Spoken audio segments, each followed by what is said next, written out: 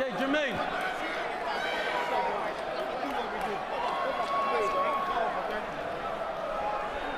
Gentlemen, we went over the rules. Want a good, clean fight? Protect yourself at all times. Obey my commands at all times. Good luck to both of you. Touch them up. And before the first bell, let's give you the results of our poll question. We asked you to predict how Carl Froch, undefeated and never knocked down, would fare in tonight's fight against Jermaine Taylor, and here's how you voted. Well, the fascinating thing is, obviously, this is a pro-Taylor crowd texting, and the most amazing thing is they think Froch is going down and losing. Carl Froch taking the biggest gamble of his career. If he wins, he becomes part of boxing's elite. If he loses, he goes back home with nothing. Jermaine Taylor, a must-win fight. If he wins, he's right back in the spotlight. But if he loses, his luster will be tarnished, and he has to go to the back of the line. Round one, scheduled for 12. Carl Froch winked at Jermaine Taylor when he walked out. He is a confident man, Carl Froch. And early on, the battle of the jab will be very interesting for these two fighters. Taylor missing with the wild left hook. Froch feels that he's a natural super middleweight. Nice right hand by Taylor. Straight on the chin of Froch. This fight is going to be decided by whether Froch can take those right hands early in this fight. We knew he was going to get hit with right hands, but it happened only a few seconds into the fight.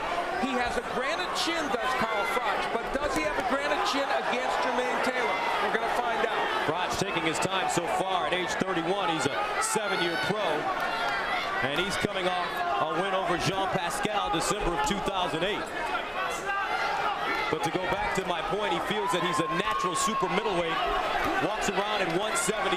He feels he's the bigger, stronger man that can take a better punch as Jermaine Taylor comes up in weight. He's already taken some big right hands from Taylor. Froch has stopped throwing his jab. Neither man's really using it right now. They started out using it very effectively. There's already some redness on the nose of Froch. Flozell Adams, Taylor's trainer, wants him to start boxing again, just like he did when he was an amateur and won a bronze medal at the Sydney Olympics. Establish your jab, work angles, make sure that you allow your right hand time to be set up, as opposed to going for knockouts right away. Now Taylor's starting to use the jab himself. It's been a very precise round so far for Jermaine Taylor, and Froch has had a hard time landing. Froch goes to the body. And a lot of redness on the bridge of the nose of Froch. He continues to eat jab after jab. Now understand, this is a fight in two parts. Almost everybody expected Taylor to start out well and do well early. But, big right by Froch. But can Jermaine Taylor sustain this in the second half of the fight? We'll get to that later. Jermaine Taylor has had stamina problems in his career. After 5 rounds, 6 rounds, he has waned. He did it against Bernard Hopkins, Kelly Pavlik, even did it most recently against Jeff Lacey, doing a lot of holding from round 6 on, especially when the fight went inside. Froch patient, and I would imagine that he wants to see how hard of a puncher the 166-pound Taylor is. And he's gotten a little taste of it so far. Short left hook on a pivot by Taylor. And that's the end of the first round. The feeling out process did not take long. Okay, listen to me. Listen, you're half asleep that round. You've got to be sharper on the jab. Don't wait on him. If you're not ready to punch, just move around, okay? You're listening to me.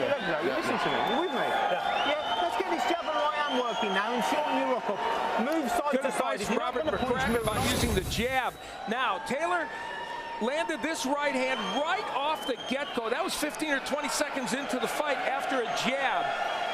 And then later on in the round, Carl Froch was able to get that right hand home and push Taylor back. Not as good as Taylor's, but Taylor tested him early with that right hand. And boy, Robert McCracken gave the greatest advice to use the jab. McCracken, a 10-year pro, took a 33-0 record with 20 KOs into his only world title fight versus WBC middleweight champion Keith Holmes in 2000, and he was TKO'd in the 11th round. He finished with a 33-2 record. Round 2. Let's see if Froch becomes busier, especially with his jab. You know, Gus, that's almost exactly the way most people that look at this fight, the boxing pundits, would have expected round 1 to go. Froch told us, though, that he has no problems being patient because he would like, if he can't get something early, to take Jermaine Taylor in the deep water because of his reputation as being a fighter that has stamina problems as the fight continues. You know, Jermaine was brutally honest with us. He admitted that he has not, he's cut corners in training, not eating right, and he said there have been in many of his fights times where he was literally buying time, trying to pace himself, but he said that's all over now. So we're going to find out if this fight goes on, whether it is all over. Froch said, you know what, animals don't change their stripes. Taylor, though, looks much more relaxed than we've seen him in the past. As you mentioned, he sometimes comes into fights very tight, but it looks like he has terrific rhythm to start. That left hook blocked by Froch. Jermaine Taylor is a very skillful fighter, always has been. He has every offensive tool, and when he uses them, he's a tough guy to handle in the ring. Nice hook by Froch, a counter left hook against Taylor. First title defense for Froch after defeating Jean Pascal to take the vacant WBC crown. Pascal was undefeated, a Canadian from Montreal, and that was a war of a fight. A lot of big punches landed. Froch is not getting off very well with his punches. He's not landing his jab, and he has a great jab. There's the uppercut. Now that's a key punch for him to try and land, but when he throws it from too far off, Froch can be countered with it. Froch has to be careful because when he comes in with both of his hands down. And that means he'd be able to be lined up for a nice short left hook. Don't pull him by the neck. Don't pull him. 23 seconds remaining in the second round scheduled for 12. The WBC Super Middleweight Championship. Froch trying to get through with a right hand. And he did land a very nice right hand there. It didn't do much damage to Taylor. Now Taylor and Froch mixing it up a bit at the end of the second round. Taylor throws some big right hands.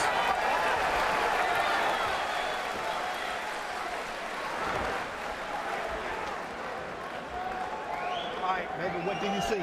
Hey, Jermaine, go toward his jab. Hey, you get that right hand every time, okay? Stop, mix up you going around toward his right hand. Go toward his jab hand. Go toward his jab hand. You just stay stay behind your jab though. You're looking good. You're in good shape. Keep that right hand tight. You don't have to load up. Keep it tight. Keep it short. Working move, and then let's be busy. Down the middle and short hooks, and when you're there underneath straight away. Don't go wide with nothing, okay? I want it. Yeah, you've nicked that one. It's one apiece, but I need you busier now. Let's start taking the fight out of them, but don't pull out. Get these gloves up and use these gloves to block, all right? Jermaine Taylor coming off a decisive 12-round decision against former IBF Super Middleweight World Champion Jeff Lacey in his last fight, November of 2008 in Tennessee. That fight was a WBC Super Middleweight title eliminator and earned him the WBC's #1 ranking and an opportunity at Froch. They just had a clash of heads there a moment ago, and that's the one thing we really don't want to see in this fight, because this is obviously already shaping up as a very interesting and I think exciting fight potentially, and you just don't want a clash of heads that would create a cut. Taylor blocking that 1-2, also blocking that lead right uppercut. Froch with no rhythm. You know, Froch is one of the few fighters that gets away with throwing that uppercut from so far out. Doesn't often get countered, but he's facing a man who's a much better counterpuncher than the people he's been facing. Biggest test of his career, Froch, against Jermaine Taylor, who defeated one of the greatest fighters in the world twice, Bernard Hopkins, to take his middleweight belt, and then came back and lost 2 consecutive fights to Kelly Pavlik to have the belts taken away from him. Froch trying to get through.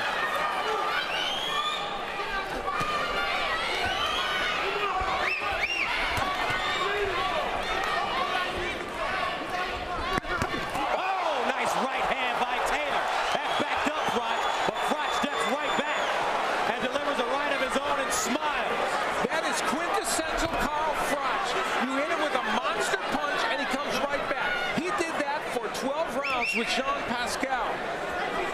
That's an important moment in this fight because Taylor hurt him. Taylor can't really go in after him now because he got nailed with the big right hand when he came in. Froch blocks the left hook. Froch starting to get his confidence now. Taylor continues to pop the jab. Oh my. Froch on the ropes. He may be hurt. Froch backing up. Moving in. Froch is hurt. Right hand, and Froch goes down. 4, 5, 6, 7, 8. You won. All right? All right, let's go. It's the first time he's been knocked down in his career. 26 seconds left. Can Taylor finish him? Taylor has him wounded.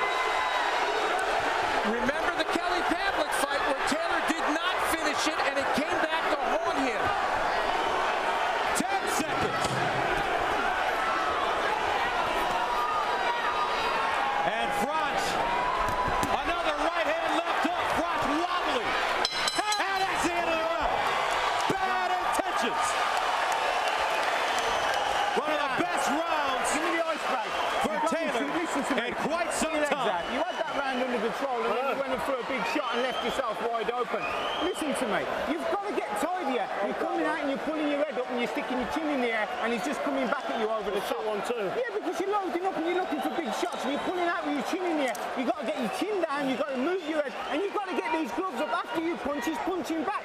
You've got to block and parry. Jermaine Taylor landed some hellacious right hands. Now there's the right hand in which Froch would come back with his own right hand. So at that point, Froch had things together. But as Froch bull rushed him, which Robert McCracken told him he did carelessly, and he did, a right hand lands from Jermaine Taylor and sends Froch to the canvas.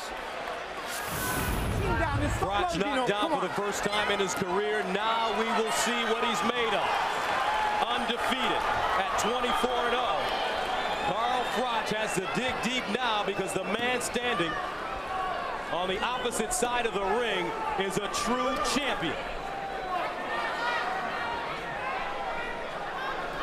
Now, I would go back to the script that people thought about this fight, and even with that dramatic round by Jermaine Taylor, it bears repeating. Most expected him to have a very good portion in the first part of this fight. Can he sustain it? Let him up.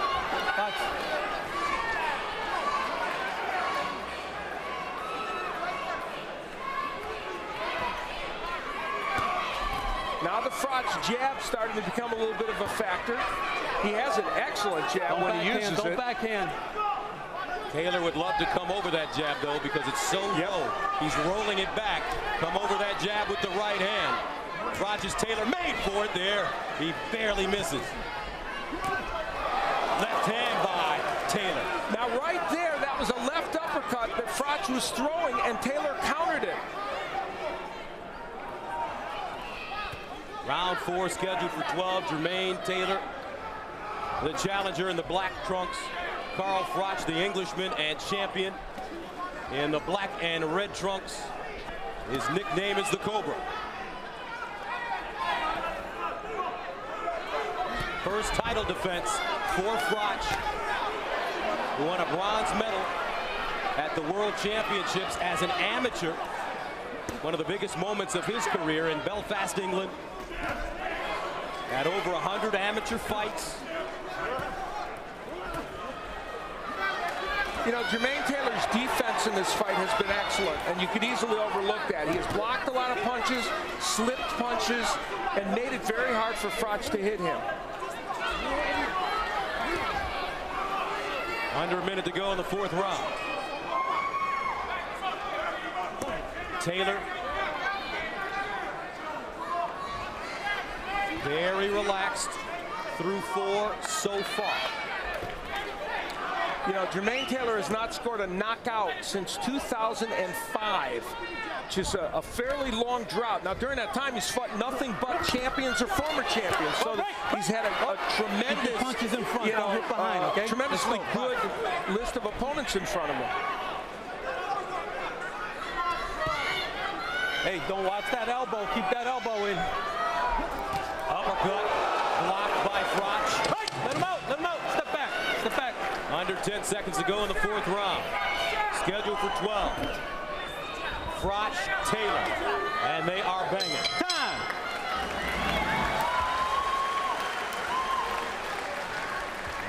You've got to block his right jab, all right? You understand me?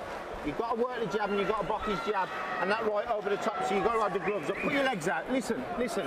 You've had a bad start, but now you're into the groove with this jab. But you've got to put your stuff together. 1, 2 up, little movements. Double jab right hand and back him up when you can, but just don't force it. When he tries the uppercut, Carl Froch, he leaves himself open now. He will throw this uppercut and get countered with a strong jab by Jermaine Taylor. Remember when we did the keys to victory? We showed you with Froch hurting an opponent with that left uppercut. This time he tried the same thing and got countered. Bust him with the jab and the right hand left hook comes off it when it's there. Don't force anything. Don't load up with nothing. Unofficially, press row scoring. Chris Givens, Niall Hickman, and Jack Obermeyer. And I have it 40-35 for Jermaine Taylor. So I agree with the 1 score. Round 5, scheduled for 12. The WBC Super Middleweight Championship of the world. Carl Froch in the black and red trunks. Jermaine Taylor in the black, red, white, and blue trunks.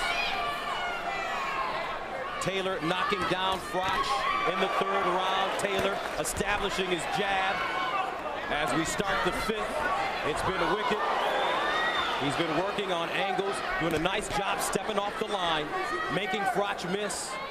And because they want him to do even more of that, they told him in the corner to get out of the pocket quicker. They don't want him standing right in front of Froch even a little bit. And that was a hellacious left hook, although Froch thought it was low. Now Froch goes to the body. Ozell Nelson telling Jermaine Taylor that he wants him to sit down on his punches, especially when he goes inside, meaning bend his knees and really stick that left hook into Froch. They've worked on it in the gym a lot during camp. Jermaine Taylor telling us that he's recommitted himself to boxing. He missed the spotlight. He missed being a world champion. During the Lacey fight, at the press conference, he said there were only 2 cameras there, and those were throwaways. And at the press conference at Gallagher's Steakhouse in New York earlier this week, it was jam-packed. Media sources from all around the world, and he said, this is what I want to get back to. Well, so far in this fight, he's doing it, although Froch is having a little bit better round 5, but Taylor is fighting a purposeful, effective fight. Jab, very effective for Taylor. In the 5th round, he's been doubling it up. Let him up, let him up. You know, a big issue in this match is hand speed. Carl Froch just has been a smidge slower than Jermaine Taylor, and that's why he's missing those right hands that he throws. Taylor's been able to slip them. Hey, guys, listen up on the break. Listen up, all right? Say break, step back. Step back. Ooh, nice left hooks by Jermaine Taylor. Although Mike Ortega tells him to keep him up. Looks like they were right on the belt line. Here's one of the rare combinations from Carl Froch. When he punches in combination, he's much more effective, of course. But the question is Carl Froch laying in the weeds and waiting for this fight to evolve, to see where Taylor is conditioning-wise, if he can go 6 through 12 with the same kind of intentions.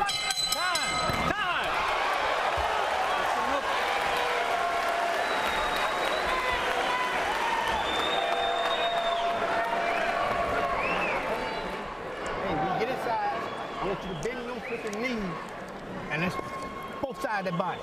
Both sides. And come out on the side. Don't pop up, back up in the middle. Both sides, back up to his head, step over to the side. Okay, the same how you jab. You jab, he can't. Jermaine Taylor going downstairs with a big left hook that landed, well, that one did land below the belt line, as you can see. So that one, I think Carl Froch had a case that one landed a little low. I don't think it was intentional by Taylor. He was just trying to go to the body, but it did land a smidge low. Jermaine Taylor, the former undisputed middleweight champion of the world, moving up to 168 from 160. Keep it clean. All right, Carl, let's keep it clean. Let's go. First title defense. Taylor telling us that after losing to Kelly Pavlik twice, he had to sit down, reevaluate his career, and what came out was that he wanted something again. He wanted to be a world champ. And back in the back of his mind, remember when he told us, Al, in the darkest part of his mind, he wants Kelly Pavlik again because he feels that he's better than Kelly Pavlik and he can beat him if given another opportunity. That's one of those challenges still out there. And many wondered if he would be, nice jab by Taylor as a counterpunch. Many wondered, could Jermaine Taylor be hungry again? He said, I'm hungry to win a title, and I think the other thing he's hungry for is to try and beat Pavlik. Now, they told Froch in his corner to use the jab, the 1-2, and be busier, and he's having a hard time doing those things. Nice right hand by Froch. That's another right hand by Froch. And that backs up Taylor. That's as good a right hand, I think, as Carl Froch can throw. Remember, Froch has been down. He went down in the third round as Taylor scored a right hand to drop the world champion. Sixth round, though, scheduled for 12. Both fighters exchanging stiff jabs. You know, Robert McCracken shows you why he's a good trainer. He told Froch to throw the jab, the straight right hand, and by golly, he did it and it worked. Froch now finding a rhythm. He looks like his confidence is starting to grow. He's found his range. Taylor coming over the top. Now, Froch may or may not be winning this round, though there's time still to do it. But he's certainly having his best round of the fight, I think. I would agree. Under a minute to go in round number 6. And you just wonder, in the back of Taylor's mind, is he saying, can I get through 12? Do I have the gas? Let's go. Step back. And Gus, you and I both were struck with his honesty about past fights in which he said, it was in my mind every second. And here we are in round 6, and there's a slight discernible difference in which Froch is doing better.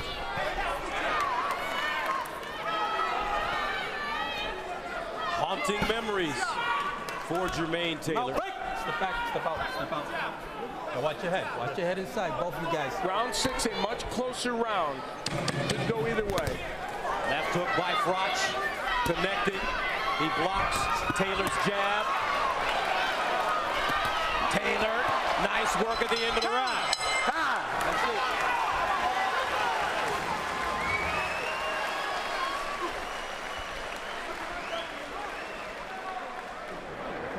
I'm sorry, guys.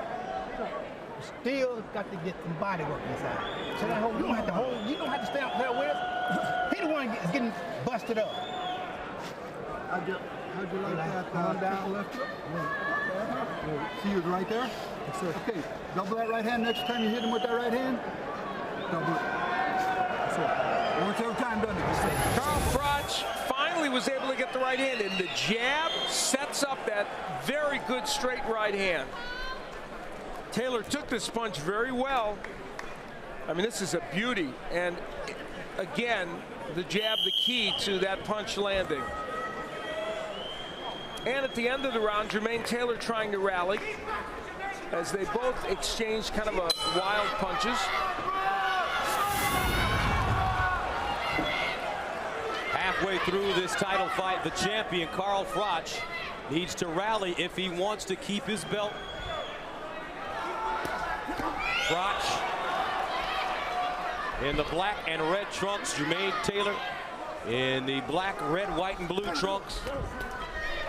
And remember, Froch was down in round 3, and if there is a criticism of Jermaine Taylor that it'd be hard for him to dispute, it is that he is not a great finisher. He has knocked people down among his upper echelon opponents, but not been able to finish them. And so far, that's true in this fight with Froch when he had him in trouble with a little bit left in the round. Most of those punches blocked by Taylor. Taylor's defense has been excellent tonight. Yeah, the only round in which Froch was able to land a series of good punches was round 6, and that was when he went straight up the middle on Taylor and didn't throw those wide punches. Doubling up the jab, Taylor connecting.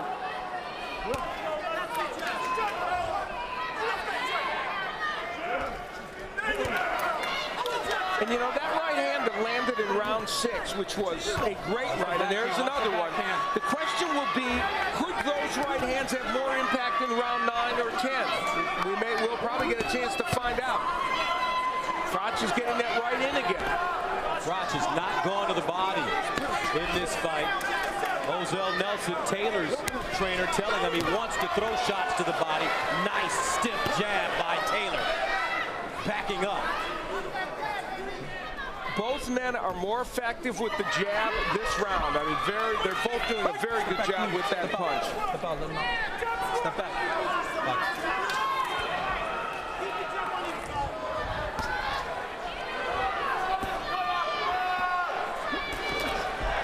Left hook by Taylor. Knocks Froch off balance. One of the things in this fight is that Taylor has a more diversified attack than Carl Froch. The left hook is a perfect example. His left hook much better than Froch.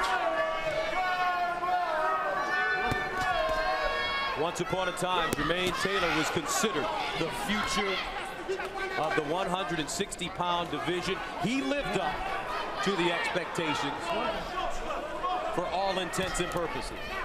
He really did to a great extent. You know, he beat a legend of Bernard Hopkins, defended the title several times, and lost to a very good champion in Kelly Pavlik. Froch trying to rally at the end of the 7th round. Oh, hey, sorry. Got him behind the head. Be careful. Time. And that's it. Listen, son. You just got to keep working him with that jab, and your right hand will come off it, okay? Your right hand's going to come off it. Chin down and bend your knees when he punches back, okay? They'll go over the top, but if you pull out and stand up tall, he'll catch you back. Use your right glove to block his jab, okay? Not now and again, because he'll jab you every now and again for no reason, okay? Ice bag on his head. Right glove to block his jab. How we doing? Oh, suck a tall his jab hand. Keep him turning. Punch move is beautiful, okay? That double right hand will work, and the body shot will work. Well, McCracken talked about using the right hand to block the jab of Taylor because he keeps his left hand so low. There is the jab that they're talking about. He does not bring his right hand over. If you keep your left hand low, like Carl Froch does, you need to employ the same defense Kenny Norton and Archie Moore used to use. Bring your right glove over to block your face. He doesn't really do that.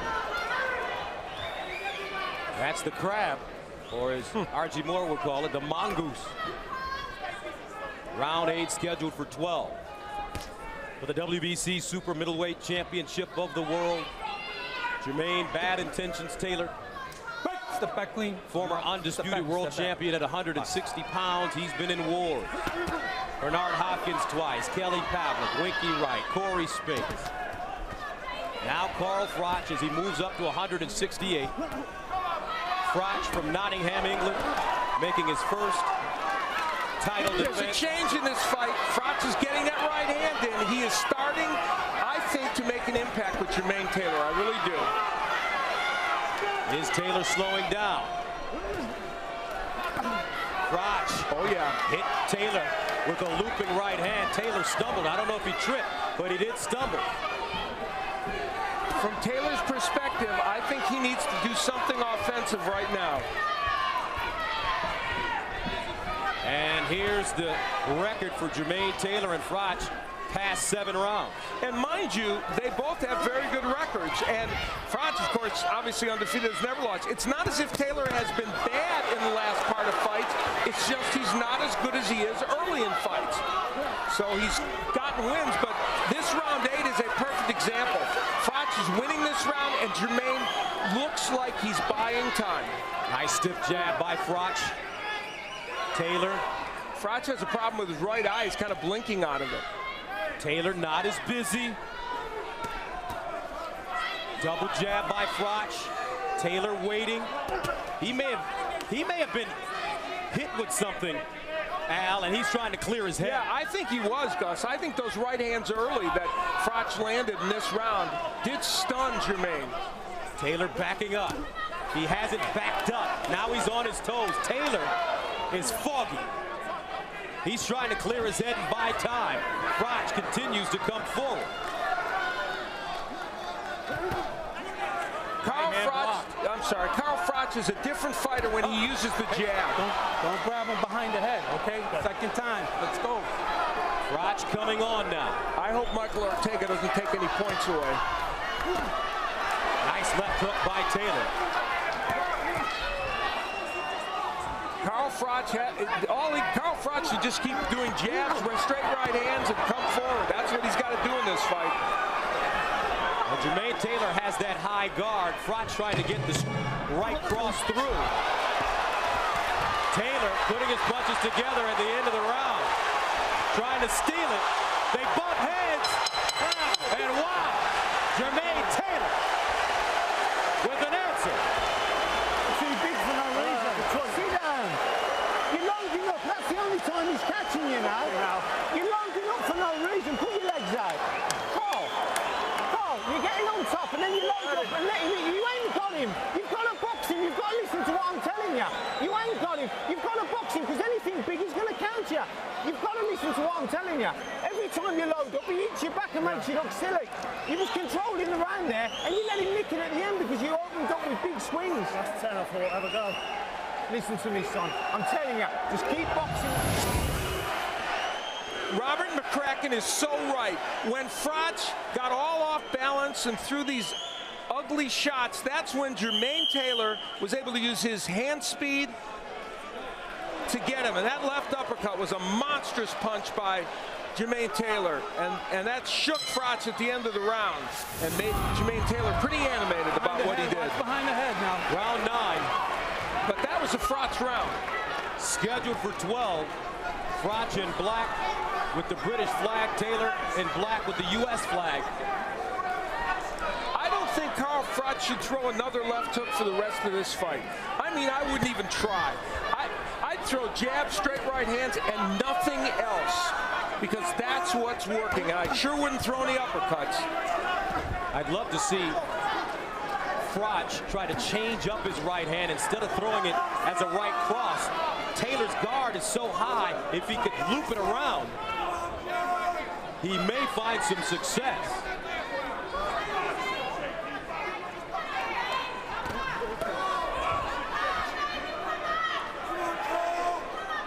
The pace of this fight has slowed a little bit here, primarily because Jermaine Taylor is kind of pacing himself right now, and Frotch doesn't want to attack wildly. Taylor looks like he has plenty of gas. Continue to pop. He continues to pop his jab, and it's scoring big for him. Continuing to block most of Frotch's shots. Now he goes to the body. Now that uppercut was okay for Frotch to throw because he was close to Taylor, and he almost landed it. Taylor's jab's been very effective in this round, but Frotch has landed some very good punches as well. It's a really interesting tactical fight. Now Frotch trying to lean in with that right hand.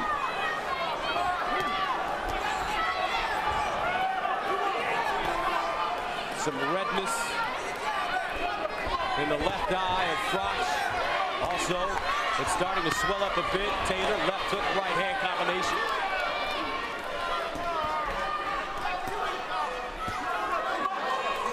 The problem for Carl Froch is that these rounds, starting from round 6, have been pretty close rounds. I've given him 2 of the 3, Gus, and this one's up for grabs. But his problem is he may have dug such a hole for himself in this fight that it's going to be tricky for him to come back. Break. Step back. Watch your shoulder coming in. And from round 6 through round 9 here, these are pivotal rounds in terms of how the judges are scoring them. Froch trying to jump on Taylor now, pins him on the ropes. Break. Step back. Watch your heads, guys. Watch your head. Pull your head back. Step back. Step back. Step back. 19 seconds to go in the 9th round.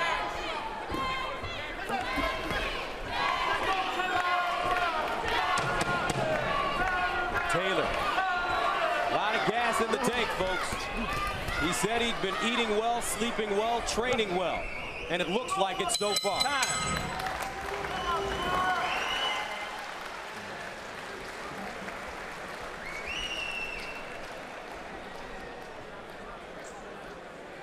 And you've got to move making miss and you've got to go back to him. Do you understand me?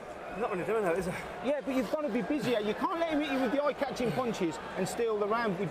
We're not doing any work. You've got to be really busy, and you've got to shorten them up underneath, okay? Listen, we need big rounds here, okay? Because of that knockdown and 1 or 2 rounds, you're probably 2 or 3 down. Okay.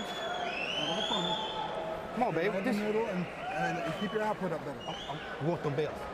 Come on. Let's go ahead and work then. Okay. Let's go out and work then. Let's work. What round is it? This is 10th round right now.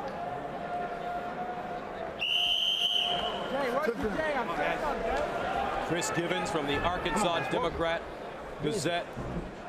Noel Hickman from the UK Daily Express. Jack Overmeyer from Boxing Digest have Taylor in front comfortably.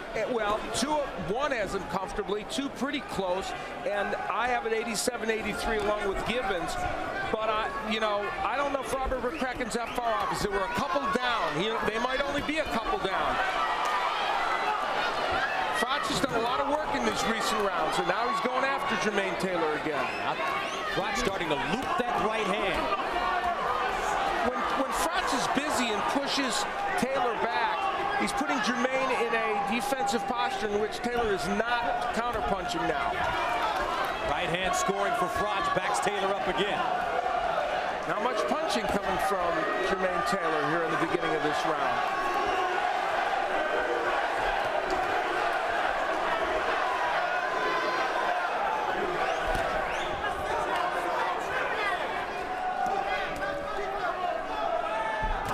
Froch is winning the battle of the jab now. Taylor's jab, when he throws it, it's very effective and it's hard, but Froch is throwing more. See, there's a good one from Taylor, but that's the only one he's thrown really the whole round. Combination punching by Froch. Most of those blocked by Taylor, but some getting through. Well, this is a Carl Froch round right now, so whether he needs a knockdown to get him back in this fight or winning all these rounds remaining can do it, he's giving himself a start here in round 10 anyway. He is dominating the round. That's right, Taylor. Step back, Jermaine. Step back. Step back. Giving a lot of ground to Froch in the 10th round.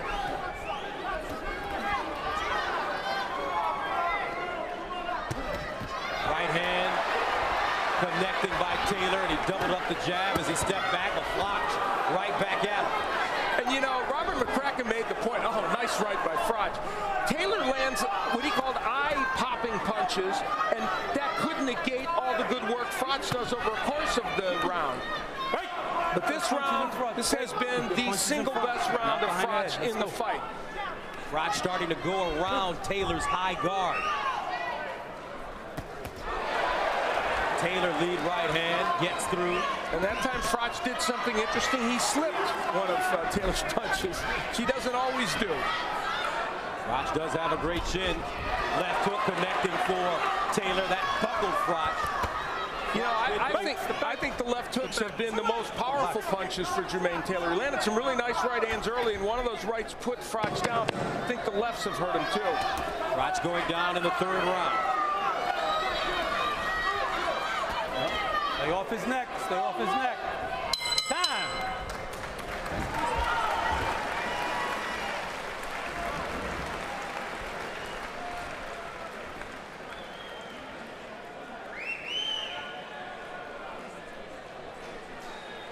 The jab, and you've got to work him, but you've got to have your chin down because you come back with the odd counter over the top.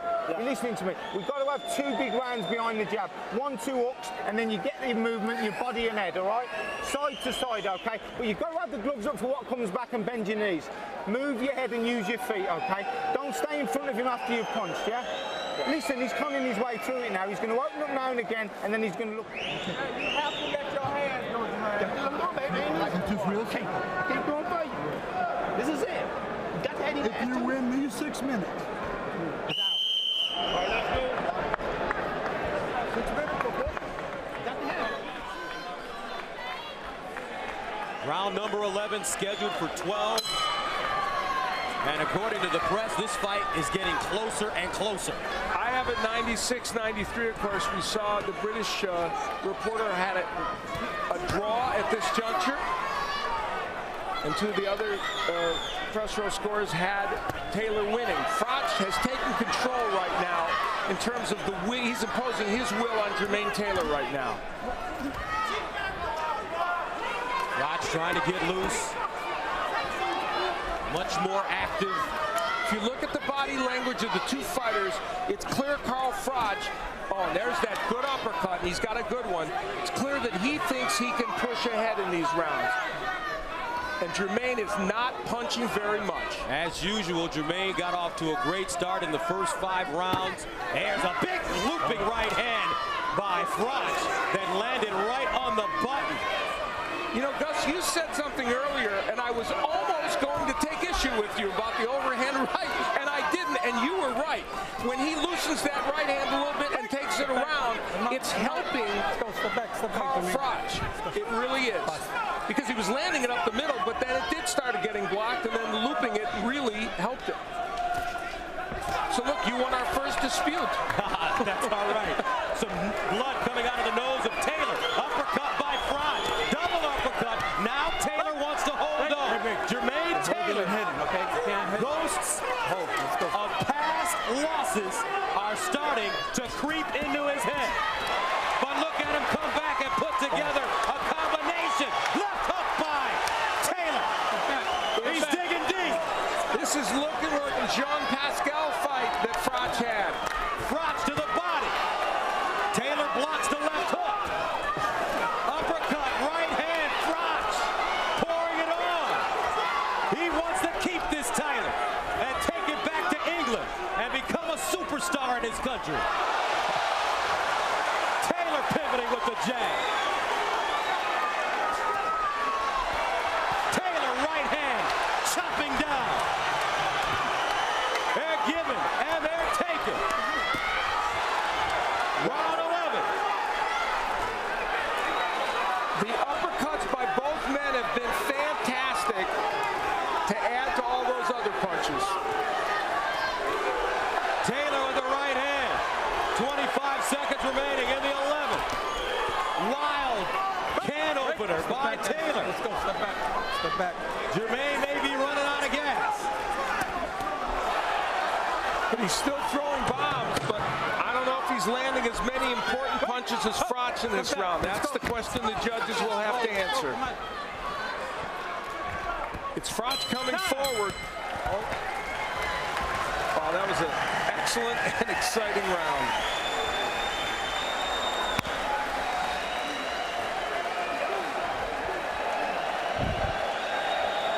You've got to have this round. You've got to have this round and you'll win the fight, okay? You've got to have it big, though, behind the jab and the combinations. Do me a favour, don't swing and load up because you'll hit your back, all right? Are you with? Carl Froch coming around the guard, something Gus talked about, and landing a big right hand early in the round. Jermaine Taylor was not ready to concede this round, rallying with that monstrous uppercut. Both men landed great uppercuts in the round. And then Froch coming back. But Jermaine Taylor having good moments in the middle of that round. Was it enough to get him the round? I don't think so. So according to Press Row, the winner of the 12th round wins this fight. How bad do you want? And I have it a 2-point fight for Taylor, but it could easily be a draw or a 1-point fight, perhaps, for Carl Froch at this point. Many close rounds in the middle of this. I gave round 7 to Froch. That's the difference. Round 12 for the WBC Super Middleweight Championship of the world. Carl Froch, the Englishman, wants to retain it. Jermaine Taylor, the former undisputed middleweight champion, wants to take it. Taylor with some crisp punching to start the round. Now Froch backs him up, and Taylor holds on. That's the holding. This fight has gone exactly according to the script we laid out. The beginning part was Jermaine Taylor controlling. The last part is Carl Froch coming back like all get out. Heavy punches by Froch. The looping right hand has been effective for Froch. Right hand staggers. Taylor's in trouble. Froch pouring it on. Taylor, he's ready to go. A minute 45 to go. Froch closing in. Carl Froch gambling everything. His first defense on foreign soil against the former undisputed champ, and he's got him on the ropes. And remember, if he doesn't knock Jermaine Taylor down in this round and they don't give him a 10-8, it might still go to Jermaine Taylor. Taylor needs to stay on his feet if he can. Taylor holding on. He ran out of gas. Froch, does he have it in him? Froch, Taylor staggering. They're ready to stop it. Froch, Taylor still on his feet. Under a minute to go. Froch again. Taylor, wild lunging punches, and he backs him up.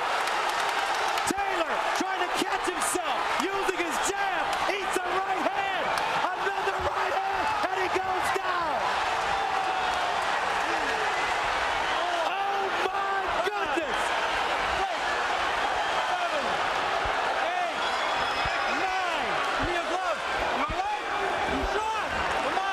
30 seconds left. Can the former world champion hold on? Taylor in trouble. Froch punches and punches, and it's over. I'm going back to England, Mom, and I'm keeping my title. Carl Froch shocks the boxing world as he stops Jermaine Taylor in the 12th round. What a fight!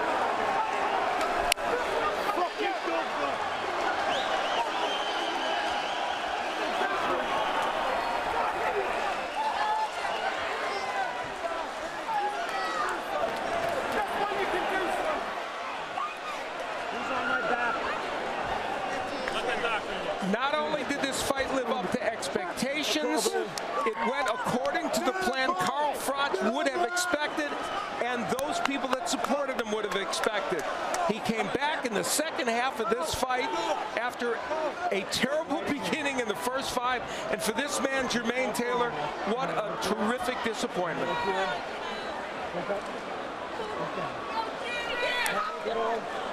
In the end, Dude, you almost did. You pulled it out Jermaine like a champ. Taylor Come on. ran out of gas. Sure did.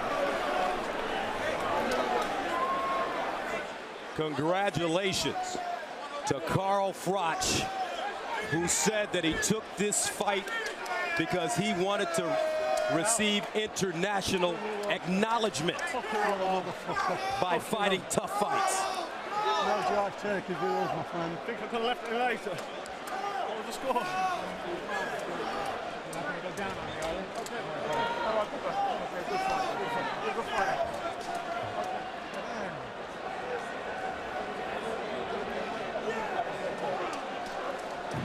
Good fight. Come on, I don't know why I didn't believe in myself. Come on. I just didn't believe in myself early on. Cheers, brother. Thank you, man. Thank you. It was an astonishing 12th round. Taylor had been in trouble most of the round, but if there had been no knockdown, there was concern that he'd still be in trouble about a decision. That knockdown is what gave Carl Froch, even if this fight had ended, a good chance to win the fight. But as you can see, Jermaine Taylor hurt bad enough that Carl Froch realized, I have a very good chance of ending this fight, which of course is important depending on how the scores would have been. We take a look again at the knockdown. Jabs and right hands were the key. That is what ultimately did in Jermaine Taylor. Taylor was able to give him credit, stay up at this juncture. That's astonishing, because he was getting hit with some monstrous punches. And give Carl Froch credit for giving himself distance to punch. He didn't get himself so caught up to get so close to Jermaine Taylor that he didn't give himself distance to punch.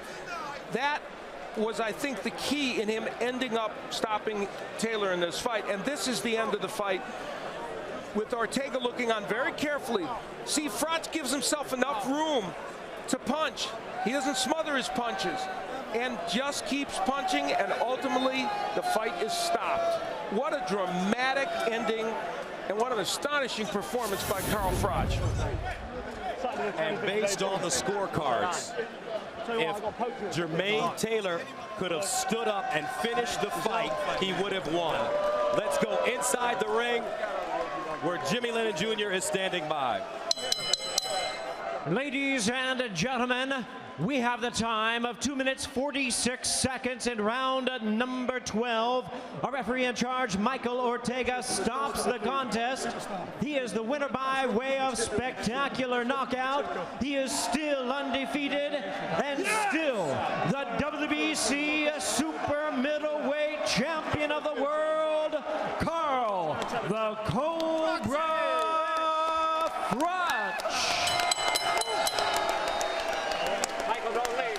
Gentlemen, you're given your instructions at the weigh-in. Please obey my commands. Respect the bell, and above all, protect yourself at all times. Thank you. All right, Jadon Codrington, Van Easley, and this crowd is revved up for this one. Freddie, baby, Freddie. A lot on the line for these two gentlemen. The New York State Super Middleweight title, 10-round schedule. Codrington 8-0, Easley 17, 11, and 2. Round one. Van looks more warmed up than Jadon. Van coming out aggressive to start. Codrington laying on the ropes. Easley, beautiful body punching. Left hook, right hand, though, by Codrington. So Easley determined to fight Codrington in a closet early. This is just how the Van fights. The 3 rounds is going to be just like this. His record do not indicate how big of a puncher he is, but the guy can really bang. And he's banging right now. Codrington, first time I've ever seen him fighting off of his heels. And he grabbed, he held on. Oh, he hurt him. A little bit off balance, I think. Interesting to see how Codrington reacts, because right now he's letting Easley do what Easley wants to do. Remember, this one is scheduled for 10. Codrington is a very poised young man. And Easley's cut, left eye. It had to be from a butt.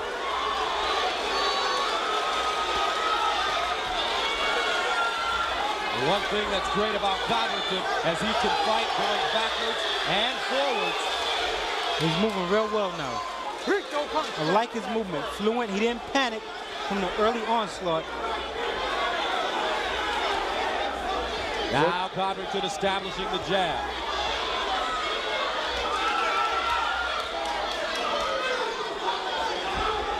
He should stay on the jab. Don't get into a exchange, a heavy exchange early. Work the jab. Levon Easley, 33 years old, from Queens. And Easley's been cut. His last 2 fights were stopped because of cuts over his right eye. That was cut over the left eye, the blood going down the side, but it's a painfully familiar problem for Levon Easley.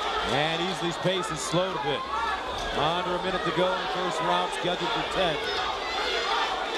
Jadon Codrington has space now. If he thought he was going to rattle the young kid, it didn't happen. And that time Codrington spun nicely off the ropes, which he did not do the first minute of the fight. Codrington doing a nice job putting his punches together. Punches and punches. Hands down at his waist, though. But that's what you want to do if you're Jadon. He's not throwing hard shots when he throw the combinations. He's just letting his hands go. He's trying to get in a low rhythm. Most of the crowd here at Manhattan Center on their feet to watch our main event. 10 seconds to go in the first round. Already a cut over the eye of Van Easley.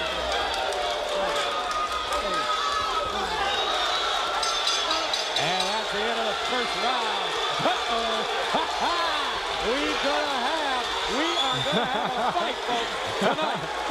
As we thought would happen, Levon Easley came out real hard, real fast. He put Codrington on the defensive.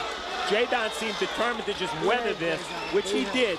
And if anything, Easley might have won the round, but he also came out worse for it because of a cut over his left eye.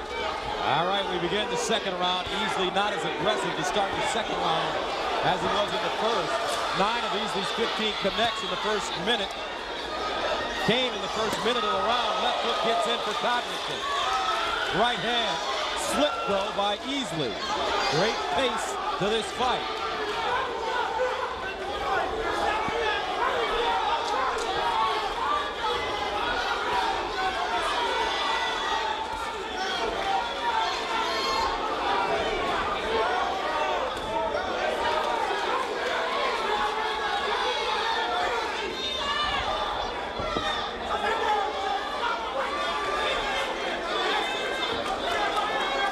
Levan is definitely slowed down. Big time, huh? And if he walks forward without punching, he's just going to be doing Jadon a favor. Exactly. Because he's a smooth boxer, as you can see there. But he should not play to the crowd. Here comes Easley now, closing the distance. Codrington rests on the ropes. Very good. Codrington trying to go to the body. That's blocked by Easley. Now Easley leaning on the younger Codrington. Stay up. Left hook gets in for Codrington. Uppercut gets in for Codrington. Another left uppercut getting in. Jadon has excellent eyes on the inside. Great concentration. 1-2. Scoring for Codrington. Now he backs up on his toes, floating like a butterfly. And there's no rush for Codrington because time is on his side. And I think Codrington's body shots have also been effective. Fans in his corner. Left hook, right hand. Left hook, right hand. Left hook, right hand. He hurt easily. Jadon Codrington, left hook, left hook. Easley's in trouble. Codrington can finish him right now. Here he comes. 32 seconds to go. Jadon Codrington for the New York State Super Middleweight title. He's taking his time. He's not rushing it. Only his 9th fight, and he's fighting as if he's a veteran of 15, 20 fights. And almost everybody here, Gus, is standing up. They're hanging over the rafters here to see this. 10 seconds. Right hand connects for Codrington. I said it time and time again. I think he's the real deal.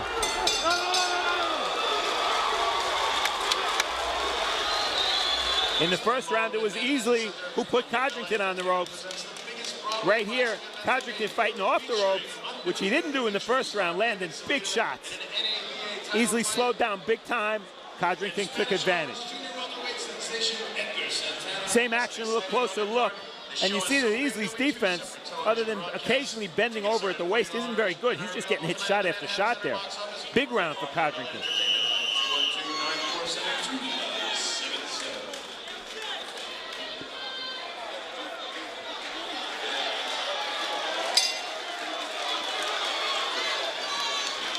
All right, round 3, scheduled for 10. Codrington with a 33-6 edge and power connects. He landed 57% in the second round. And he just did something real big. A mental thing here he just did. He just stepped to Levan Easley while Easley was sitting on the corner before the round started. Easley slowing down. Codrington really putting his punches together. And Easley's hands have started to drop as well. Watch for the left hook, because Easley's right hand is low. Uppercut, left hand. Easley seems to think, oh, now, is that Easley's blood over That's Easley's blood. It may be Easley's blood. Easley seems to think he's safer on the inside, but that's really where he's taking his most punishment. Right. He's just laying on Jadon right now, talking to him.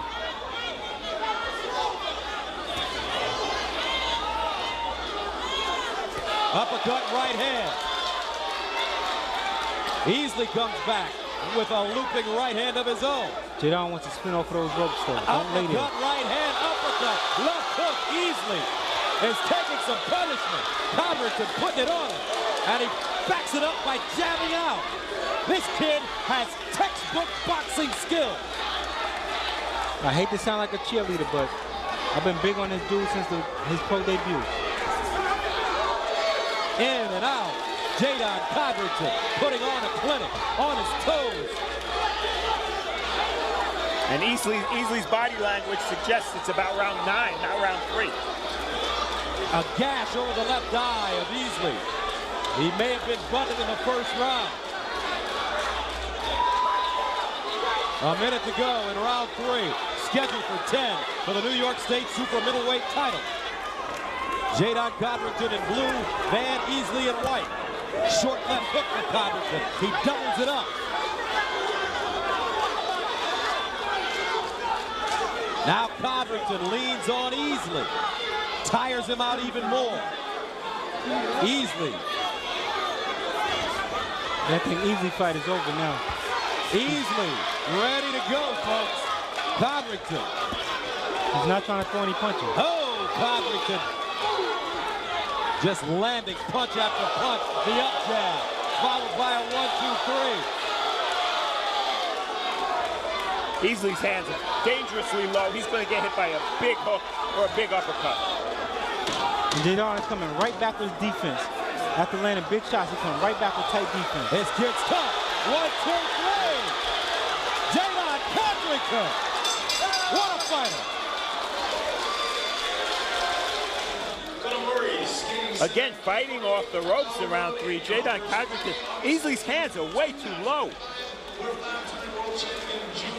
And then the end of round 3, big moments again. It's all Codrington right now. Easley just doesn't have the defense or the offense working, and he's just taking shots almost as if he's inviting Codrington to hit him. Big round for Codrington. Listen to me. Come back to me. You can turn this thing into a fight. You can't keep the rest up like that. Oh, yeah.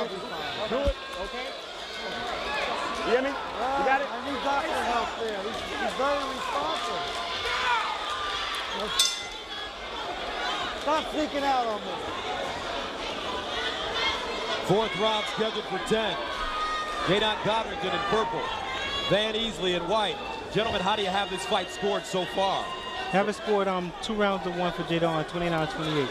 Same here, Gus. I gave Easley the first round. It's the most one-sided 2 rounds to 1 I've ever called.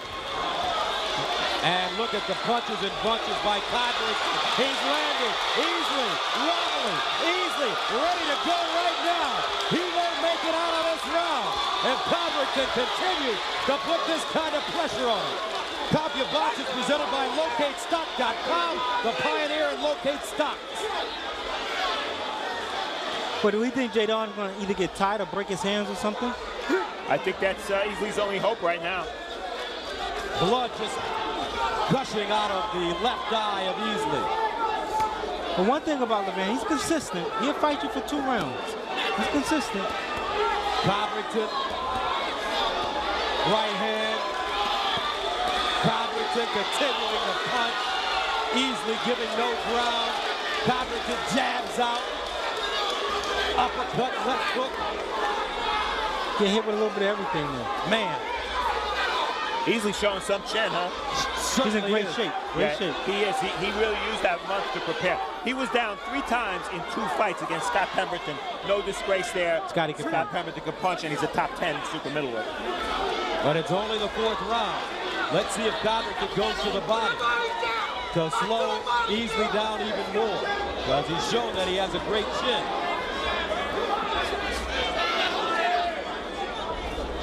And good boxing skills. He's mixing up. He's boxing, he's punching. You can tell he takes the sport serious. Nice counter right hand. Beautiful right hand on the rock back. And the significance of this round is if we get to the bell, if they go to the cards because of the cut over Easley's eye, if it was ruled as a butt, they would go to the cards. It wouldn't be a technical decision.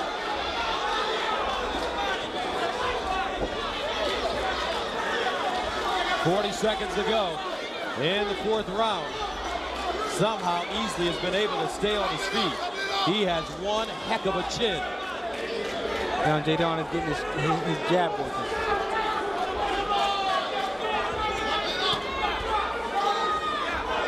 When Levan gets close, Jadon tightens his defense and he punches right off of it. Whereas when Jadon gets close, Levan doesn't tighten his defense.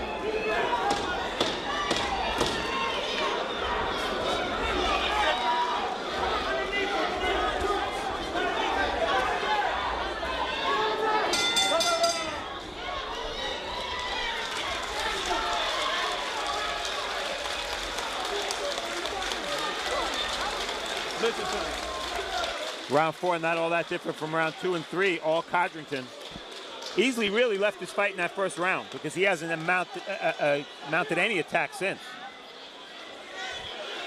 And then later in round 4, Easley losing his balance, looked like he almost went down there. He's cut, he's battered, and he's tired.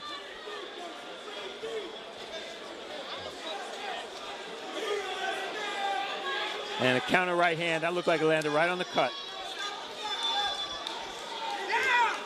Okay, yeah, you can do this. That cut is on the top of his left eye. You just wonder how long his trainers are going to allow him to go, or even the doctor.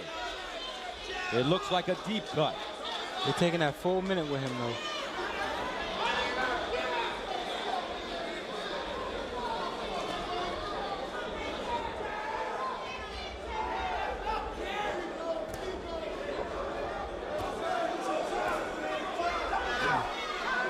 And the punches through 4.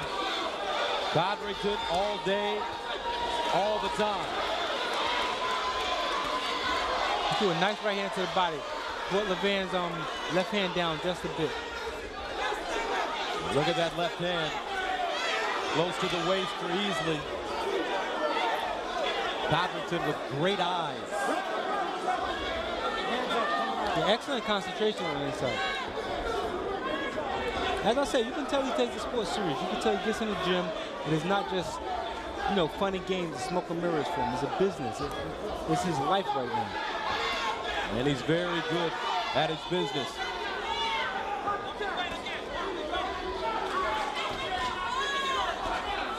Codrington still busy, lands the counter right hand.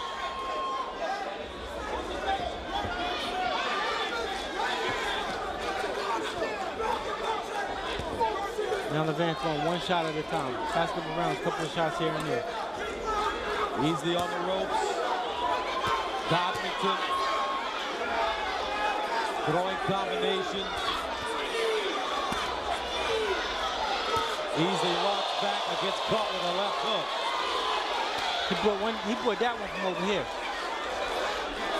I guess Levan was trying to intimidate him in the 1st round. Jump on him, trying to rattle him. It didn't work though. Both fighters mumbling words to each other as they lay on the ropes.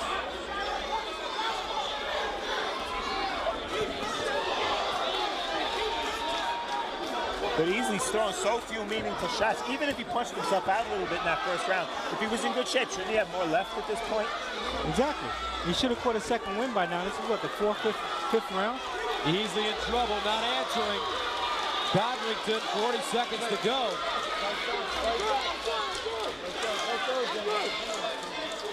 Fight back.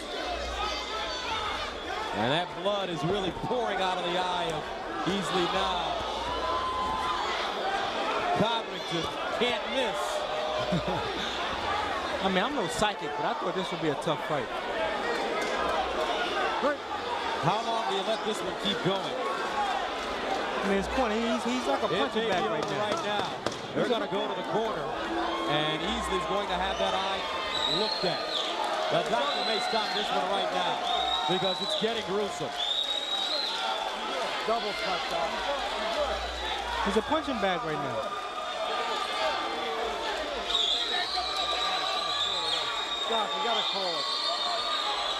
And this one's over. Jadon Covington. Technical knockout over Van Easley. Ladies and gentlemen, referee Steve Smoger stops the bout on the advice of the doctor at 2 minutes and 54 seconds of the 5th round. The winner by way of technical knockout, Jadon the Don Codrington. Chief seconds. James, Edwin, you've already received your instructions in the dressing room. You know exactly what I expect. I want a good, hard championship fight and obey my commands at all times. Obey the bell. Touch gloves. Good luck to both of you. No contest after before we go to the cards. Kurt. Well, 25-year-old Edwin Rodriguez, we called him one of the most promising 168-pound prospects in America. Tonight, it's his chance to show it, facing what he says is his toughest opponent yet in Buddy McGirt's son, James McGirt Jr. And Rodriguez, always coming out aggressive. And letting that right hand go, usually the best weapon against a southpaw. In terms of amateur experience, Edwin Rodriguez, a former national champion, and McGirt at a different level as an amateur. And pro experience, you see that McGirt part of the class of 04, Rodriguez part of the class of 08, and McGirt with a lot more experience. He's the veteran in this one. We talked about how aggressive Rodriguez likes to start. He's definitely doing that tonight. But McGirt's giving as much as he's taking. Very important for McGirt to keep his cool and not turn this into a brawl. You said something different in him yesterday during our fight at meetings. Yeah, he just looked like he wanted to go for a KO, and it's just not his game, especially against a strong fighter like Rodriguez, who can be hit, but you have to do it as a boxer, not as a puncher. Now, it hasn't cost him by any means yet, but we've seen Rodriguez a little bit off balance a couple of times here in this opening round. McGirt just staying in close, not allowing Rodriguez to get any distance.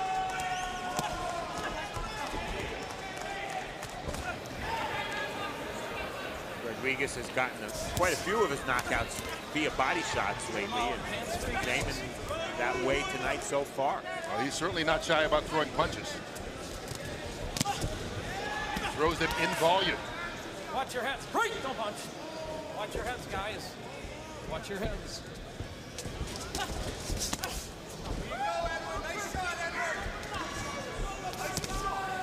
McGirt stepped into that one,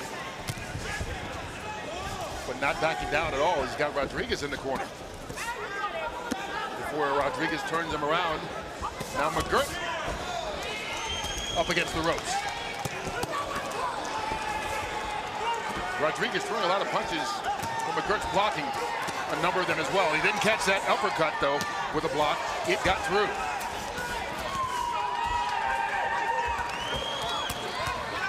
Well, you said that brawling is not McGirt's fight, but that's exactly what he's doing in this first round. And they've been mixing it up a lot on the inside here. Good body punch by Rodriguez. And it's not that McGirt can't fight on the inside, he can, but it's not the right fight against a guy like Rodriguez who loves going to the body. Catches him right on the chin with a left hand. 10 seconds left. Rodriguez thought it was the end of the round. Rodriguez turned southpaw. Well, you could hear Buddy McGirt telling his son James exactly, basically what you were saying in that opening round. Don't get too close. Buddy and I conferred before the fight. Just want you to know that. You sent him a note? Yeah. Good right hand, though, by McGirt. Catches Rodriguez. Well, you see how Rodriguez commits to his punches. He really does. He catches McGirt this time with the left hand, does Rodriguez. Good move by McGirt there to at least get off the rope. Yeah. And now he's backed into the corner. Rodriguez standing tall and firm with the body punches now against McGirt. Trying to get him to bring those hands down, working the uppercut to the chin. Keep the punches up. Rodriguez has been as aggressive to the body as anywhere. McGirt just leaning on the ropes right now. Yeah, he's waiting. Not a good idea. Why give Edwin Rodriguez free shots?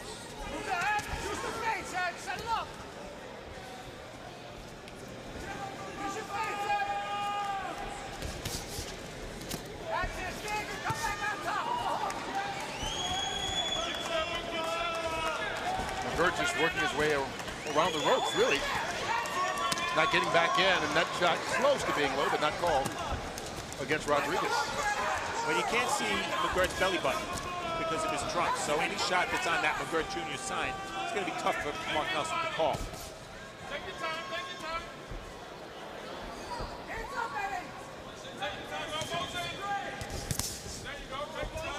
McGirt trying to time up a combination, see if he can get anything to work. You can see a couple of times Rodriguez switching back and forth. Yeah, I'm not sure I understand that. Fighting orthodox 1 second and then southpaw the next. Like right now.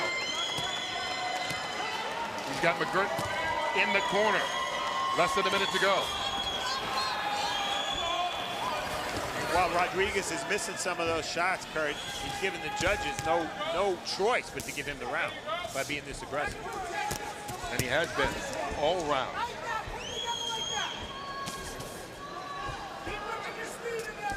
McGirt really not doing anything to back him up.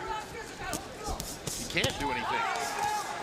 Yeah, he catches him with the left hand, but Rodriguez just kind of smiles at him. McGirt's best chance, that right hook. He's a natural righty, not a natural left. He doesn't have a big left hand, but his right hook can be devastating. I've seen him on Showbox use that punch to score knockdowns. He's going to have to time Rodriguez, who sometimes punches long, and try to score with that right hook. 2 rounds down on our scorecards. 2 rounds for Edwin Rodriguez. Doesn't seem to be causing any problem for Edwin Rodriguez, who had never fought a lefty until his previous fight to this one. He fought Ibrahim King. Maybe he took a lot out of that experience because he seems very comfortable tonight against McGirt. Yeah, and Ibrahim King was a late sub, so Rodriguez for that fight didn't have any time to prepare for a southpaw. At least here, he did with Daniel Gil, the Australian. He sparred quite a bit with him and some southpaws down in Australia.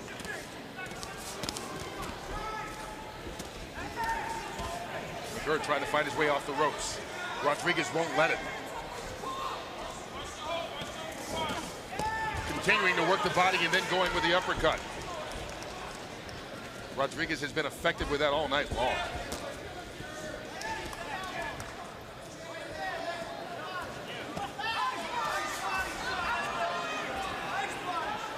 At this point, McGirt just kind of wrapping up, trying to wait for an opportunity. Yeah, and you know what I've noticed? He's not doing a bad job defensively. He's not getting hit with anything too flush, but he's not working enough to win the rounds.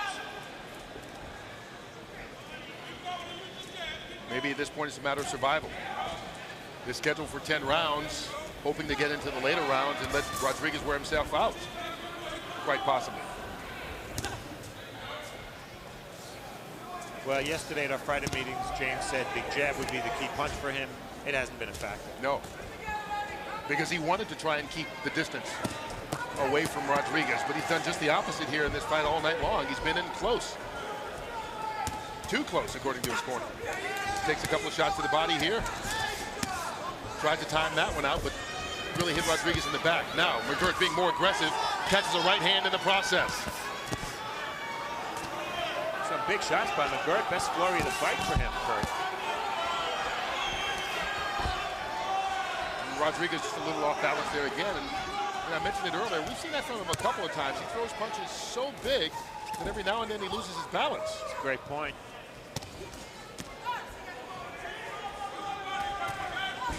This round, Rodriguez's hands have not been fast. Very ponderous with his punches. That straight right hand got in both times. McGirt catches him with the left. very good second half of this round for James McGirt. This really has. This has been his most effective so far. As Rodriguez fights his way out of the corner with 20 seconds to go in the third round. The best round of the night for James McGirt. But is it enough? Right now, he's not finishing it strongly. Obey the bell here, guys.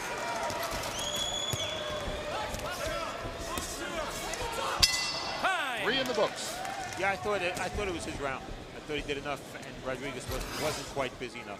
By the way, Kurt, I'm only going to answer you anymore if you call me Babalu Fargo. Is that all right? A little Ricky Ricardo in it, maybe. Yeah.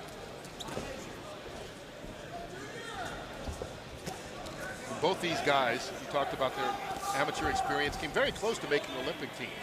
McGirt back in 04, but he got married at the age of 19. His wife had a kid, and so he needed to get a job. Decided not to try out for the Olympics, and he was ranked number 6 in the country at that point. And back in 08, Edwin Rodriguez, you mentioned the 2 national championships he had won leading into the Olympic trials that year, but his then girlfriend, now wife, gave birth to twins who were born at 23 weeks. Each had some health problems, severe health problems, weren't supposed to live. And so at the age of 21, he decided to bow to the Olympic trials and try and help his family. Both kids survived. Both are now just over 4 years old, and he says doing well considering. And now he is turned professional, but didn't get a chance to go to the Olympics because of that. And he was part of that great middleweight class with Danny Jacobs and Fernando Guerrero and fighters Sean Estrada, so many. We've seen him on Showbox, Sean Porter. Rodriguez just stepping toe-to-toe and measuring McGirt. Jab, jab, jab, right to the face. Kurt, the way McGirt is approaching these rounds, he has to have big moments because he's getting outworked and he's allowing Rodriguez to make the play. He's going to have to be very sharp with his punches and land a lot of them or hurt Rodriguez, and so far we haven't seen that. Really, other than the second half of that third round, he hasn't even been able to back Rodriguez up. He's landed some punches, but it seems though Rodriguez has stood there and taken a lot of them. Misses wildly once again, though. Good combination. Interesting that Rodriguez wearing Everlast gloves and McGirt wearing Grant gloves. Their choices.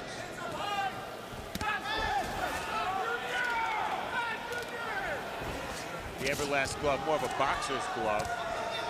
It's interesting that Rodriguez would wear it because he's more of a puncher. Hey, over here, Edwin over Rodriguez, here. You got number 2 for a ready? second because McGirt lost his mouthpiece. Oh, I want to clean. Take it in. Come on, let's go, James. Stop taking those body shots. Time in. Here we go. Accidentally knocked out. Rodriguez comes right back and works the body again. Keep the mouthpiece in, guys. Kurt, I talked at the top about McGirt needing to keep his cool, not let the emotion of the moment get to him. I think he's done that, at least judging by his demeanor, but he's still not always fighting the right fight. Well, he's fighting a totally different fight than at least he shared with us that he wanted to fight, and as you've heard his corner say, it's a different fight than they wanted him to fight. Yeah, I don't see much lateral movement. Obey the bell. A good flurry of action here to stop round 4 by Rodriguez in the United States. Who'll be fighting that one? Howard Davis Jr. Everything's incestuous with this show. It all comes back. Ooh, nice right hand by McGirt. Well, you heard Buddy telling James Jr. that he's taking too many punches, losing this fight. And so James Jr. comes out a little bit more aggressive here to start round 5. And I've never seen Edwin Rodriguez fight southpaw this much. Yeah, he continues to switch back and fighting southpaw right now. Catches McGirt with the right hand.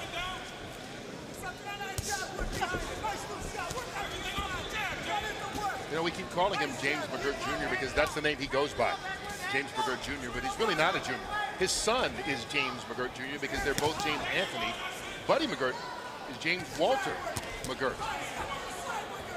And Kurt, given the success Edwin Rodriguez is having as a right-hander, I don't get it. I mean, I'd like to ask him right now, and I don't think I can walk in the ring and do that at this moment, but I'd like to find out why he's turning southpaw so much. Here he goes again, or it looked like he was going to. Good shot by McGirt, catching Edwin as he stepped in. Those shots have been too few and far between as Rodriguez connects with a left, then a right. And now getting in between the defenses of McGirt. And you can see from this camera how often they're stepping on each other's feet. It's happening quite a bit. That happens a lot with the righty and the lefty. Oh, big punches by McGirt. His 2 best shots of the night. Rodriguez answered right back, but McGirt starting to show some of those defensive deficiencies in Edwin Rodriguez.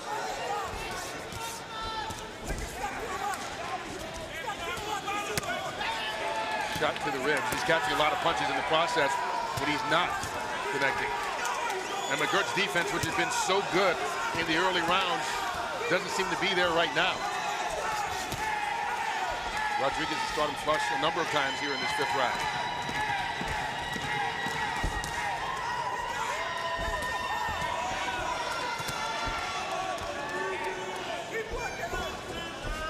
Kurt, I don't like the way Edwin Rodriguez looks right now.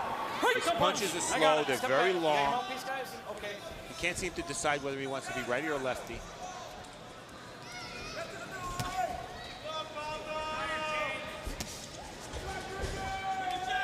McGirt unable to take advantage, though, of the confusion. Yeah, when he's punching, he's landing. He's just not punching enough.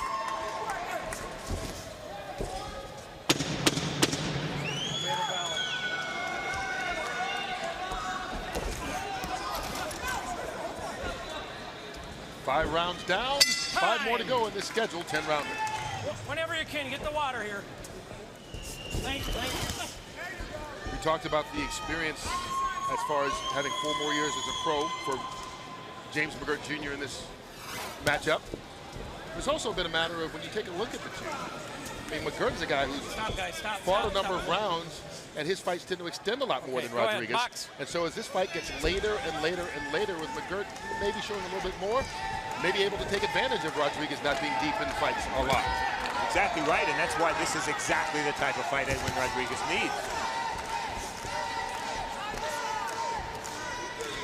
McGirt told us something interesting yesterday, Kurt. He said this is his last fight at 168. Yeah. Remember, he was a middleweight once.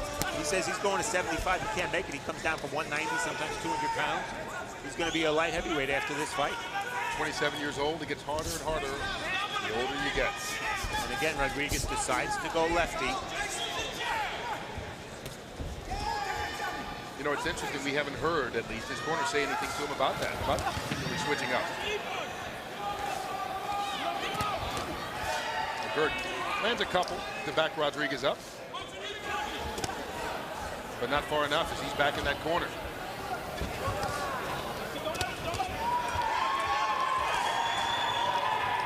Talk about the experience of McGirt.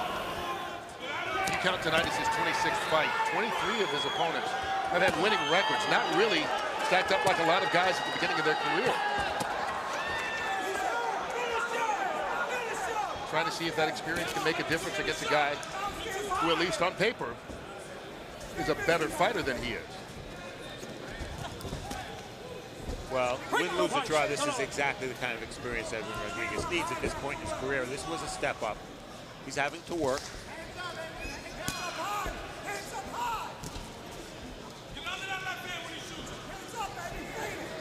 Trying to see what McGirt's trying to do to counter Rodriguez switching to southpaw.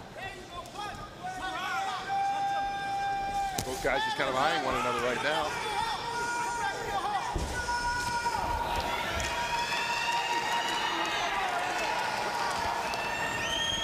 The crowd wanting just a little bit more action from these two. A lack of action has never been a problem before in Edwin Rodriguez fights. And it wasn't a problem in this fight. The way these two fighters came out brawling in that opening round, I thought, okay, here we go.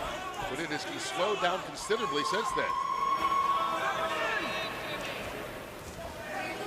When Rodriguez is lefty, McGirt fights him the same way as when Rodriguez is righty. Just holds his gloves up and waits. You're right, doesn't switch at all.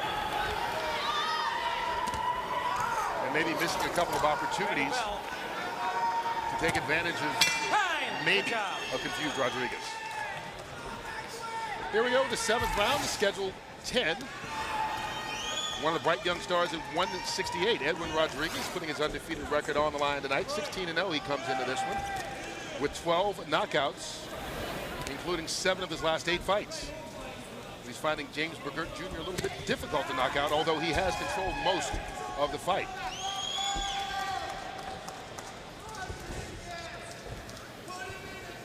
By keeping his gloves high and not leading much, McGirt has done a decent job of limiting Rodriguez's offense. The problem is, how do you win a fight doing that? Right. It's one of those things where Rodriguez, one would assume, is so far ahead on the scorecards right now, and maybe getting even further ahead as he's got McGirt in trouble in the corner. Jab, jab, and McGirt wrapping up right now. Rodriguez smart, keeping his left foot in front of his right so he gets leverage on that right hand, where McGirt is square. And McGirt just trying to wrap up. You can see Rodriguez getting through the defense of McGirt. Uppercut there, body shot, then uppercut. Working in combination. And not for nothing, Kurt, but Rodriguez's good work here, all done in a right-handed stance. McGirt trying to fight back, but he can't get off the ropes.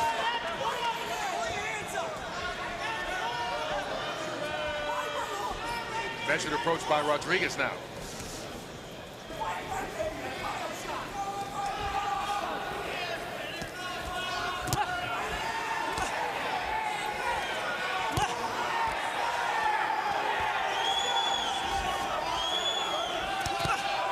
You can hear the power of the punches that Rodriguez is throwing. McGirt using that rope as a safety net. It's target practice, Kurt. It really is. McGirt's thrown 2 punches in the last 35 seconds. And he's taken many, many more and continues right now.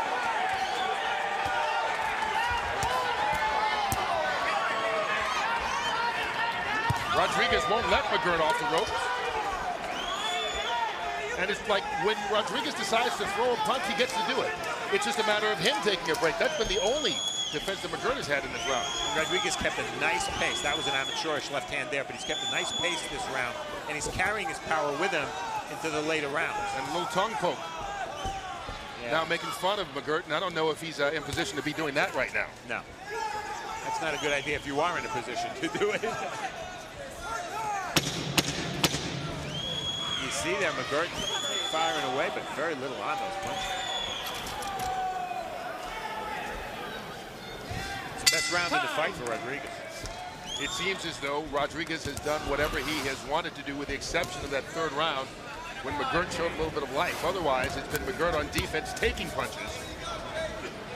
You can hear his father, Buddy McGirt, saying, hey, I'm not going to let you take too many of those. The blood was trickling from his nose there between rounds. Yeah, it's got to be hard for Buddy, but among other reasons, besides being his father, he was such a great defensive fighter, Buddy McGirt. Well, that's where the intrigue comes in the corner. You have a father training a son, because it becomes more than just want to protect your father. Obviously, you got paternal instincts there, makes you want to protect him maybe even a little bit more. Right now, he's doing nothing but taking punches from Rodriguez. To the body, then to the head. Mark Nelson looking very close now, Kurt. McGirt really just can't defend himself anywhere. He drops his hand down to the body, takes a shot to the head. He protects his head, he takes shots to the body.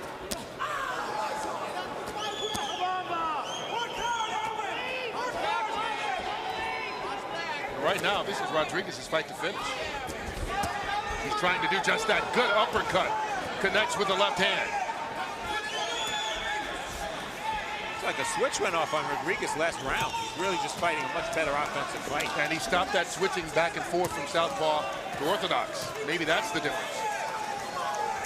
Maybe someone in his corner did say enough of that. Yeah, and he's found the uppercut, too, a punch he didn't land or fire in the first 5 or 6 rounds. Good left hand.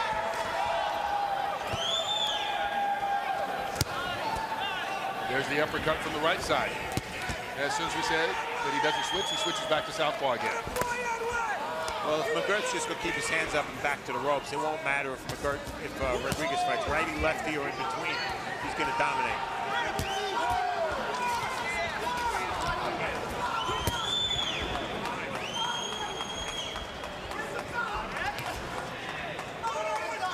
Blood beginning to come out of McGirt's nose once again. Buddy McGirt just shrugged over here. I just wonder how close he might be to rescuing his son at this point. He has taken a lot of punches in this fight. And he's doing it gallantly and with courage, but it's not about that. It's about winning. Or at least fighting back.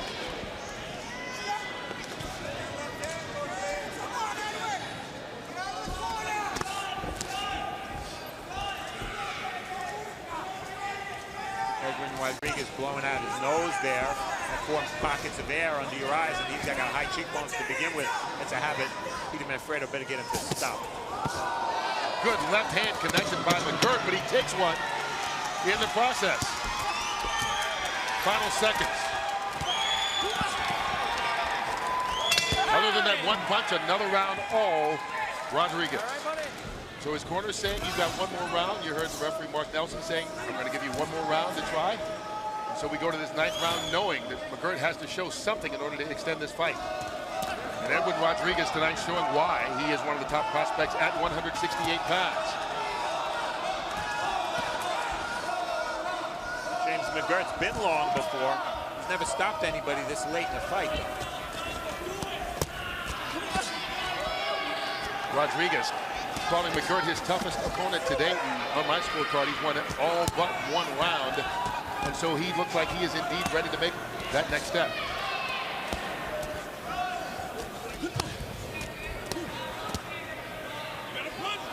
Rodriguez has to be careful not to get sloppy here when he punches, dropping his hand, stepping straight back. It's about the only thing that could cost him now. And one thing about Rodriguez is not only he's one of the best prospects, but he takes this sport seriously. And people say, well, he should. He's a professional boxer, but you'd be surprised. A lot of guys, professional athletes, period, just are good at what they do. They don't take it seriously in the gym. They don't work as hard. This kid works extremely hard. Hired a nutritionist, went to Australia to train for this fight. I mean, he is serious about being one of the best in the world.